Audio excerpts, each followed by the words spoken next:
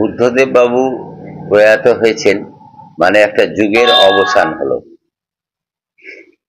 পশ্চিম বাংলার প্রাক্তন মুখ্যমন্ত্রী, দীর্ঘদিনের গণতান্ত্রিক আন্দোলনের নেতা, যুব আন্দোলনের নেতা, তিনি প্রয়াত হলেন।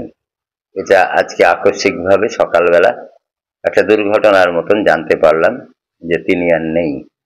ফলে পশ্চিম বাংলার রাজনীতিতে একটা শূন্যতাই সৃষ্টি হবে।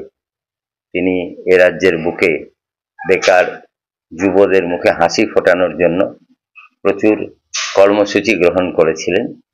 যে কোনো কারণেই বা বিভিন্ন ধ্বংসাত্মক আন্দোলনের জন্যেই তার এই স্বপ্ন বাস্তবায়িত হতে পারেনি। আজকে বাংলার যুবক যুবতীরা পরিযায়ী শ্রমিক। কমরেড বুদ্ধদেব ভট্টাচার্য চেয়েছিলেন এ রাজ্যের বুকে একটা সুস্থ স্বাভাবিক পরিবেশের মধ্যে দিয়ে এই রাজ্যেই যুবক যুবতীদের কর্মসংস্থান হোক, শিল্পে পশ্চিম বাংলা ভারতবর্ষের 1 নম্বর স্থানে পৌঁছে যাক। তার স্বপ্ন বাস্তবায়িত হয়নি, কিন্তু একদিন হবে, সেই বিশ্বাস আমাদের আছে।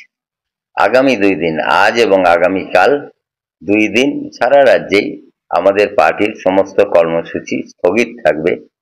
সমস্ত দলীয় দপ্তরে রক্ত পতাকা অর্ধনমিত থাকবে এবং আজ বিকেল থেকেই আমাদের জেলারও এবং রাজ্যের বিভিন্ন প্রান্তে শোক মিছিল, বুদ্ধদেব ভট্টাচার্যের প্রতিকৃতি নিয়ে শোক মিছিল সর্বত্রই হবে।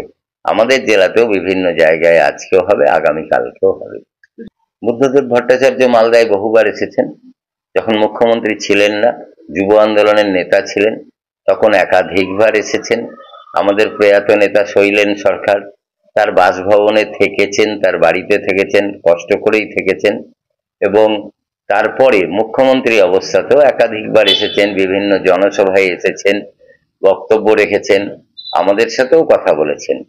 রাজ্য কমিটির সদস্য হিসেবে আমি তাকে খুব কাছ থেকে পেয়েছি।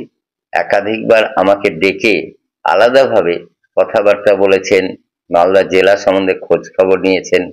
বিশেষ করে আমার মনে পড়ে 2016 সালে যখন বিধানসভার নির্বাচন, আমাদের এখানে সুজাপুরের মাঠে কংগ্রেস দলনেত্রী সোনিয়া গান্ধী এসেছিলেন। সেদিন বিকেলে আমাকে ফোন করে খবরাখবর নিয়েছিলেন মালদার রাজনৈতিক অবস্থা, সোনিয়া গান্ধীর সভা, তার জনসমাগম, আমরা নির্বাচনে কিরকম ফলাফল করতে পারি। তিনি আমার কাছে ফোনে খবরাখবর নিলেন এবং রাজ্য দপ্তরেও বিভিন্ন সময় ডেকে কথা বলতেন, মালদা সম্বন্ধে খোঁজ খবর নিতেন। মালদা জেলাতে বুদ্ধদেব ভট্টাচার্য অনেক কাজ করেছেন, বিভিন্ন মন্ত্রীরা সেগুলো উদ্বোধন করেছেন। বিভিন্ন, যেমন ধরুন আমাদের মালদা কলেজ অডিটোরিয়াম, সেই সময়ে এছাড়াও মালদা জেলার বিভিন্ন প্রকল্প, গৌরবঙ্গ বিশ্ববিদ্যালয়, এগুলি উদ্বোধনের সময় মেডিকেল কলেজ, সেই সময় এসেছেন এবং মেডিকেল কলেজ বিষয়ে তো উনি প্রকাশ্য সভাতেই বলেছিলেন যে মালদায় মেডিকেল কলেজ হবে। তো এই সব সময় এসেছেন এবং প্রকল্পগুলি যাতে বাস্তবায়িত হয় মুখ্যমন্ত্রী হিসেবে তার জন্য তিনি উদ্যোগী ছিলেন এবং জনগণের সামনেই বলেছিলেন মালদায় মেডিকেল কলেজ হবে মালদাবাসীর স্বার্থে।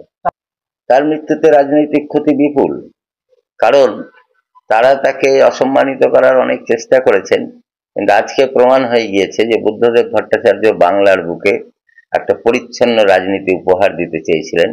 তার সাদা ধুতি পাঞ্জাবিতে যারা কালি ছেটানোর চেষ্টা করেছিলেন, আজকে তারাই কালিমা লিপ্ত, জর্জরিত।